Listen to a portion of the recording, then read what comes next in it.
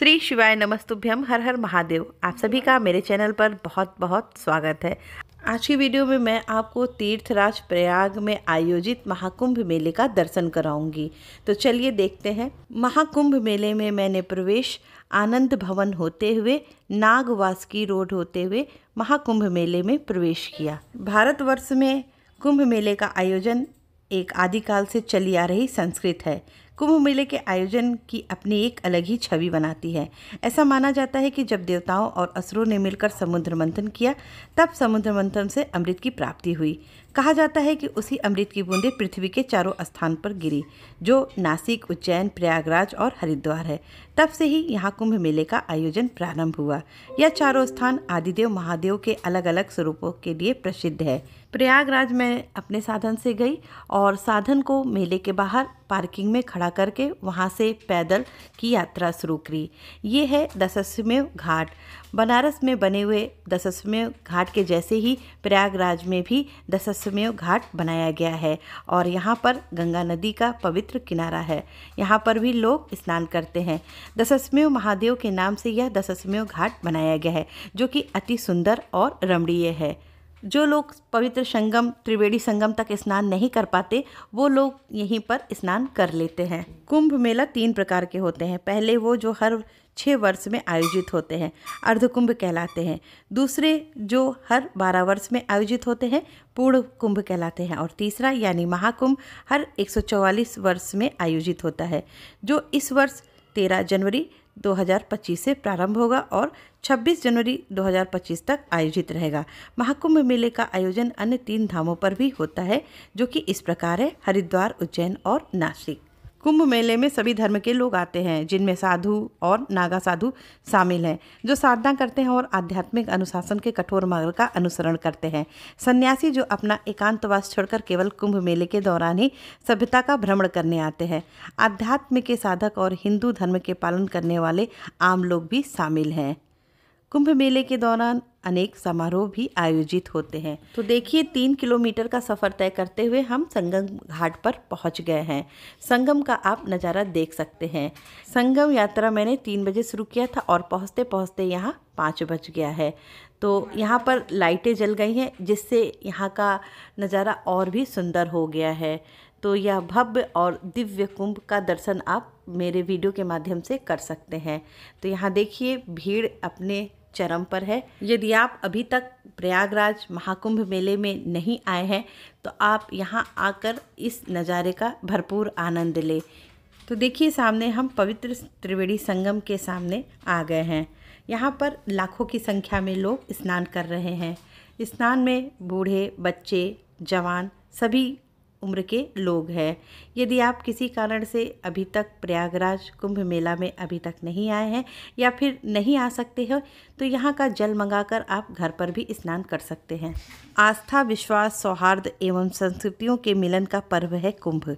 ज्ञान, चेतना और उसका परस्पर मंथन कुंभ मेले का वो आयाम है जो आदिकाल से हिंदू धर्म अवलंबियों की जागृति चेतना को बिना किसी आमंत्रण के खींच ले आता है। कुंभ पर्व किसी इतिहास निर्माण के दृष्टिकोण से नहीं शुरू हुआ है, अपितु इसका इतिहास समय के प्रवाह के साथ स्वयं ही बनता चला गया है। वैसे भी धार्मिक परंपराएं हमेशा आस्था एवं विश्वास के आधार पर टिकती हैं, ना कि किसी इतिहास पर।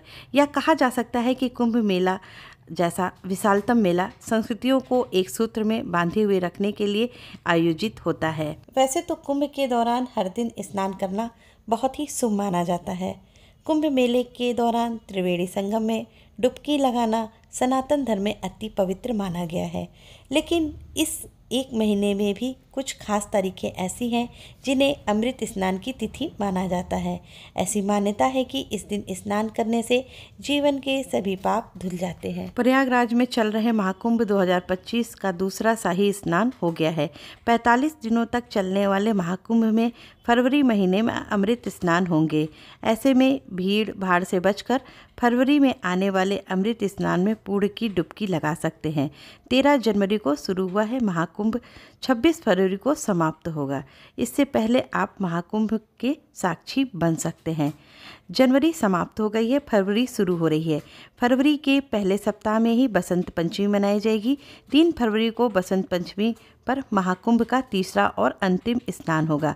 बसंत पंचमी के दिन माता सरस्वती की विशेष तौर पर पूजन अर्चना की जाती है। इस दिन किया गया स्नान काफ़ी खास होने वाला है। फरवरी में दूसरा स्नान माघ पूर्णिमा पर आयोजित होगा। पूर्णिमा का दिन काफ़ी शुभ माना गया है। इस दिन चंद्रमा अपने पूरे रूप में होता है। ऐसे में अमृत स्नान करने से मोक्ष की प्राप्ति होती है, साथ ही सभी पाप कट जाते हैं। हालांकि भीड़ से बचने के लिए माघ पूर्णिमा से पहले या बाद में भी स्नान कर सकते हैं।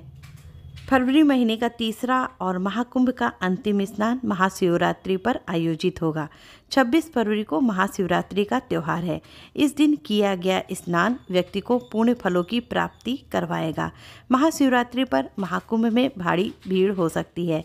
ऐसे में भीड़ से बचकर पहले भी स्नान कर सकते हैं। धार्मिक मान्यताओं के मुताबिक अमृत स्नान के दिन गंगा जी में स्नान करने से सभी पापों से मुक्ति मिल जाती है। साथ ही अमृत स्नान करने से मोक्ष की प्राप्ति होती है। अमृत स्नान करने से पितृदोष भी दूर हो जाते हैं। वैसे महाकुंभ में किसी भी दिन स्नान करने से विशेष फल की प्राप्ति होती है, लेकिन धार्मिक मान्यताओं के अनुसार अमृत स्नान करने से अमृत की प्राप्ति होती है। महाकुंभ में शाही स्नान का नियम क्या है? महाकुंभ में स्नान करते समय गृहस्थ लोग 5 डुबकी अवश्य लगाएं, तभी स्नान पूरा माना जाता है। इसके अलावा स्नान के समय साबुन या शैम्पू का इस्तेमाल ना करें। महाकुंभ के दौरान घर पर शाही स्नान कैसे करें? महाकुंभ के दौरान घर पे नहाने के पानी में गंगा जल मिलाएं और फिर गंगे च यमुने चैव गोदावरी सरस्वती नर्मदे सिंधु कावेरी जलस्मेनि सन्निधिं कुरुम मंत्र का जाप करते हुए नहाएं। इससे महाकुंभ में अमृत स्नान के बराबर ही पुण्य मिलेगा। यहाँ पर हम लोगों का स्नान हो गया है।